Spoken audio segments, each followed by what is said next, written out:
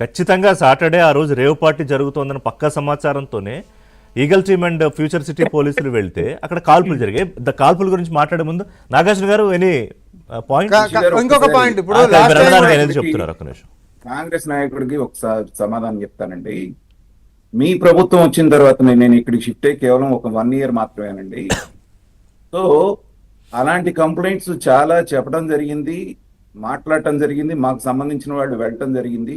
చర్యలు లేవు కాబట్టి నేను ఇలా మాట్లాడుతున్నానండి. ఒక పొలిటికల్ అనలిస్ట్ గా చేయాల్సినటువంటి బాధ్యత మీది, నిఘా పెట్టాల్సింది. మీ పోలీసు వ్యవస్థ అక్కడికి వెళ్ళి లంచాలు తీసుకుంటూ ఉంటే మీరు చెప్పండి అని చెప్పి జనం మీద బాధ్యత పెడతారేంటండి?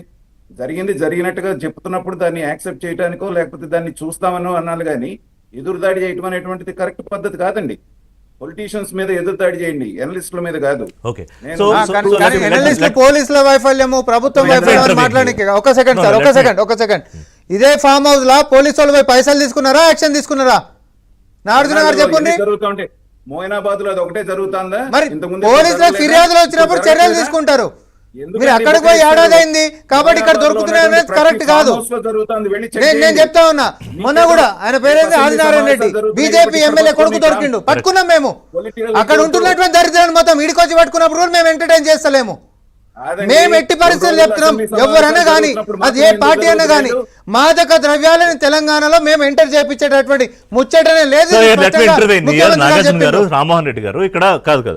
ఒక విషయం ఏంటంటే తెలంగాణ ప్రభుత్వం దీని మీద చాలా స్ట్రింజెంట్గా యాక్షన్ తీసుకోవడానికి చట్టాలు చేసింది, టీమ్స్ పెట్టింది. కానీ అయినా కూడా అడపాదడపా జరుగుతున్నాయి.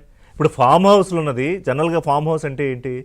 ఎవరికైనా ఉన్న వాళ్ళకి ఏదో సేద తీరడానికో వీకెండ్లో, లేకపోతే ఏదో ఫ్రెండ్స్ని పిలిచి 4 రోజులు పార్టీలు చేసుకోవడానికో, లేకపోతే ఇట్లా.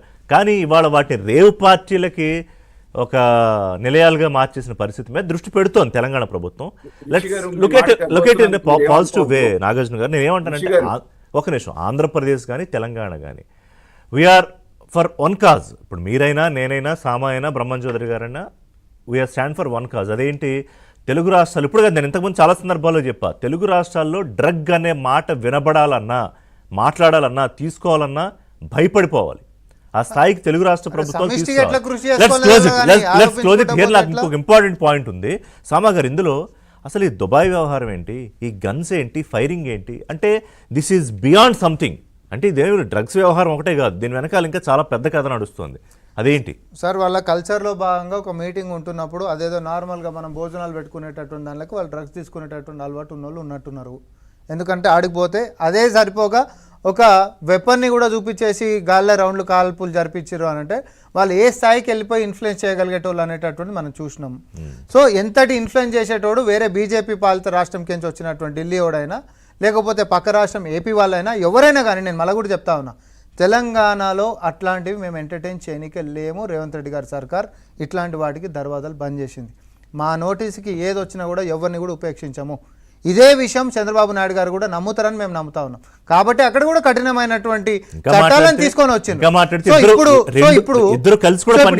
సో ఇప్పుడు మనం సమిష్టిగా తెలుగు రాష్ట్రంలో అదొక మాదక ద్రవ్యాలను ఎట్లా నిర్మూలిద్దాం, గతంలో ఎవరో తప్పులు చేశారు కాబట్టి ఇప్పుడు మనం ఆరోపించుకుంటూ పోదాం అనేది కాదు, సమిష్టిగా ఎట్లా కృషి చేద్దాము. తెలుగు రాష్ట్రాల్లో మన తెలుగు బిడ్డలు, తెలంగాణ బిడ్డలు ఎవరైనా కూడా మాదక ద్రవ్యాల నుంచి దూరం ఎట్లా చేద్దాం అనేటట్టు దాని మీద సమిష్టిగా పోవాలనే తప్ప మా బౌండరీ దాటింది, ఆడ దొరికింది, ఈ బౌండరీ దాటింది, ఈడ దొరికింది. మొన్న ఒక ఎమ్మెల్యే కొడుకు దొరికిండు, ఇదే బీజేపీ ఎమ్మెల్యే ఏపీకేంచి సంబంధించిన కొడుకును కూడా మేము పట్టుకున్నాము. కరెక్ట్. అట్లంటే మేము అందుమా ఆడికెంచి తీసుకొని వచ్చి తిన్నంత మాత్రాన మీ రాష్ట్రంలో మొత్తం అదే ఉందని? ఇది కరెక్ట్ కాదంటున్నా. ఆరోపణలు వద్దు దయచేసి, దీనికి ఫుల్ స్టాప్ పెట్టేది కావాలి. మీ నోటీస్కి అట్లాంటిది ఏమని ఉంటే, నేను ఏపీలో ఉన్నా కాబట్టి కార్పొరేషన్ నేను ఇంకోటి మాట్లాడంటే ఎట్లా? పోలీసుల నోటీసుకి తీసుకొని రండి. మీరు నోటీసుకి తీసుకొని వచ్చినా కూడా పోలీసు వాళ్ళు ఎవరైనా లంచాలు తీసుకుంటారా? అట్లాంటిది ఏమని ఉంటే మీడియా ముఖంగా చెప్పండి, మీకు ఏమంటాం సార్? ఆరోపించకండి దయచేసి ప్రభుత్వాన్ని. నాగార్జున గారు, ఇందులో ఒకటి మీరు దీనికి సమాధానం చెప్తూ, రెండోది ఇది ఓన్లీ డ్రగ్స్ కి సంబంధించిన వ్యవహారంలాగా మాత్రమే కనిపించట్లేదు, దీని వెనకాల ఇంకా చాలా కథ నడుస్తున్నట్టే నాకైతే అనిపిస్తోంది. What do you think? ఎందుకంటే ఇప్పుడు కాంగ్రెస్ మిత్రులు అలా ఆవేశం పట్టడంలో అర్థం ఉంది. ఎందుకంటే వాళ్ళ ప్రభుత్వం అప్పుడు నడుస్తోంది కాబట్టి కొంచెం వెరీ సీరియస్ అబౌట్ ఈ డ్రగ్స్. ఇందాక ఎలా అయితే జీరో డ్రగ్ తీసుకురావాలని ఏపీ అనుకుని చేస్తుందో, రేవంత్ రెడ్డి కూడా అలాగే అనుకుంటున్నారు ఇక్కడ. కాకపోతే ఇక్కడ ఎక్కువ ఉంది, హైదరాబాద్ నగర పరిధి ఎక్కువ, ఇక్కడ ఉండే ప్రజలు వేరే వేరే రాష్ట్రాల నుంచి ఉన్న వాళ్ళు ఉన్నారు, చిన్న వేరియేషన్స్ ఉన్నాయి. రేవంత్ రెడ్డి గారి చిత్తశుద్ధిని ఎవరు శంకించట్లేదండి. ఆయన చిత్తశుద్ధితోటి, ఎందుకంటే గ్రాస్ రూట్ లెవెల్ పాలిటిక్స్ నుంచి వచ్చినటువంటి వ్యక్తి